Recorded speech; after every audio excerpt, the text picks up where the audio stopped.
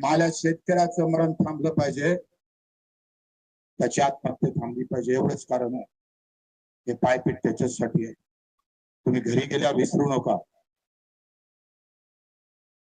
घरी गेल्यावर जर विसरले एखादं हे सगळं त्यांच्या आयटी सेला काही टाकून देत, बयाच माझं नाव घेऊ, कुणाचं काही सांगून एखाद्या जातीपातीचं भांडण लावून देईन आणि सगळी जमा झालेली ताकद एका क्षणात. भिवंडीचे दंगल 5 रुपयात झाली होती भाऊ, आणि 50 कोटीचं नुकसान झालं होतं. 100-150 लोक मारले गेले होते. टॅटोवाला म्हणे 15 रुपये आणि बसणारा म्हणे 10 रुपये. कापूर काय पेट्रोल पेटत नाही एवढं जाती धर्मासाठी पेटलं. 3.5 लाख वरते आमच्या शेतकऱ्यांना आत्महत्या केल्यानंतर तुम्ही का राग येत नाही, तो मला प्रश्न. का राग? आता कर्जमाफीच्या अगोदर जर आमचा मॅनेजर जर आला वसूल करायला, तुम्ही झालं तर तुम्ही झोळा, नाही झालं तर मला सांगा, साल्याला टांगणे नाही दिन तर मग सांगतोय, तुझ्या बापाचं राज्य साल्या, जेथपर्यंत कर्जमाफी नाही तोपर्यंत वसुली नाही.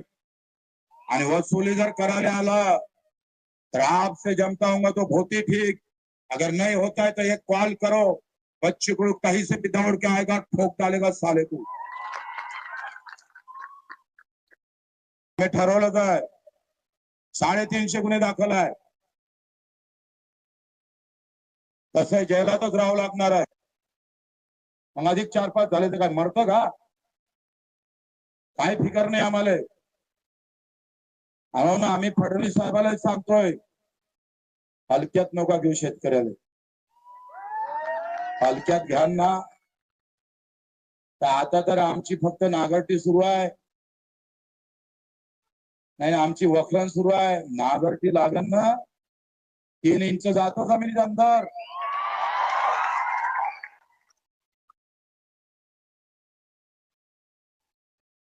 ताकद बघ बियाणं काय टाकतो तुझं. तर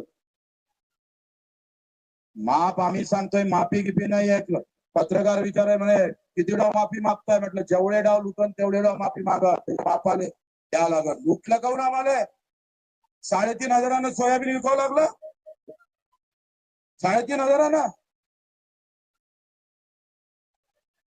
तुमचा कापूस गेलास, तूर गेली. या जिल्ह्यातला ऊस काय भाव भेटतो रे तुम्हाला? ऊसवाला इथं 2100, नांदेडले 2200, आणि आमच्या रोहित पाटलाच्या इकडे गेले तर 3300. बरोबर ना? जिल्हा बदलला तर काय गोड कडू होते काय ऊस? काय जमाना आलाय. पीक सारखं, जमीन सारखी, शेतकरी सारखा, जिल्हा बदलला का भाव बदलले. सगळ्या एकूण मारणं सुरू आहे. 266 रुपयाचं पोत मला पावत्या जमा करून द्या असेल तुमच्याकडे तर. मी 29 ला येऊन आलो वसंतराव नाईकांच्या समाधीस्थळी.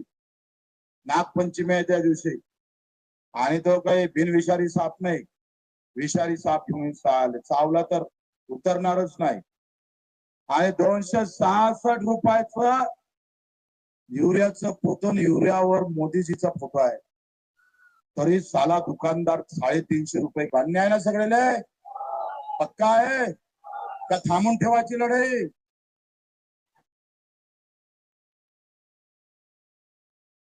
मी सांगतोय हे एवढ्या याच्यात तर मी सांगतोय केंद्र सरकारला हालून टाकू आपण. हे काय चीज आहे इकडलं? एवढ्या याच्यात आपण केंद्र सरकारला हालून टाकू. भाऊ त्या पंजाबच्या शेतकऱ्याने 13 महिने आंदोलन चालू ठेवलं. 13 महिने 700 लोक मरण पावले. 700 लोक असे बसता बसता मरत होते आमच्या सामने, पण गडीने उठत होते. म्हटलं ऊन लागली तर तुम्ही पडणार, पण तुम्ही थोडस पंजाब वाल्यापासून शिकलं काहीतरी, बरं वाटून राहिलंय. चौफेर तुम्ही बिलकुल एकही माणूस हल्ला नाही हो. एकदा तुम्ही तुमच्यासाठी टाळ्या वाजवा. बढिया, बहुत बढिया.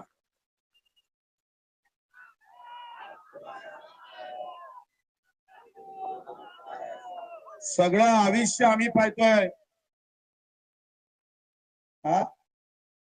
हा विधानसभेत जाऊच आपण, पण 2 तारखेच्या मोर्चामध्ये मला वाटते ट्रॅक्टरच रामबाण उपाय आहे. बरोबर आहे ना?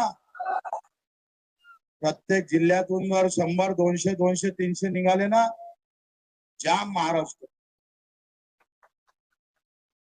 आता सवलत आहे 2 ऑक्टोबरला. 2 ऑक्टोबरला ट्रॅक्टर घ्यायची तयारी आहे सगळ्याची. आतापासून कामाला लागा. गावात समिती तयार करा. माझं नाव नका टाकू, आपल्या पक्षाचं नाव नका टाकू. ते काय संघर्ष समिती काय नाव टाकायचं तुमच्या पद्धतीनं टाका. सगळे आपले सगळ्या जाती पाती धर्मातले लोक एकत्र करा. कारण आम्ही आतापर्यंत जाऊन माहिती, बंजारा अलग कळाला, पाटील अलग कळाला, धनगर अलग घेतला, सगळे आरक्षणाचं सगळं डोक्यात घालून घेतात. खाना खाण टाटा खूप करतात. माझं काय म्हणणं आहे, आरक्षण प्रत्येकाला भेटलंच पाहिजे, ते त्यांचा प्रश्न आहे. पण से आमच्या सोयाबीनले 12,000 रुपये भाव भेटले तर एकच घर सुखी होते का रे? पुरं गाव साहेब. शेतीच्या प्रश्नातच सगळं अटकलाय का? शेतकरी जर भाव भेटला ना भाऊ, आपण कर्जमाफीची लढाई आहे ना, ही तात्पुरती आहे. ये अपनी बात नाही, ये तो लुटा है करके ये, आणि ते बोमलले म्हणून 7-12 कोरा कोरा कोरा. आता फडणवीस साहेबाला आपण बोलायला लावलं तरी बोलायला लावलं, पहिले बोलतच नव्हते. 7 दिवस अन्नत्याग आंदोलन केलं आणि 7 दिवसानंतर सांगितलं आता आम्ही समिती तयार करतोय. आता उद्या परवा आम्हाला मॅसेज आला म्हणे आता या आठवड्यात कुठल्याही परिस्थितीत उच्चस्तरीय समिती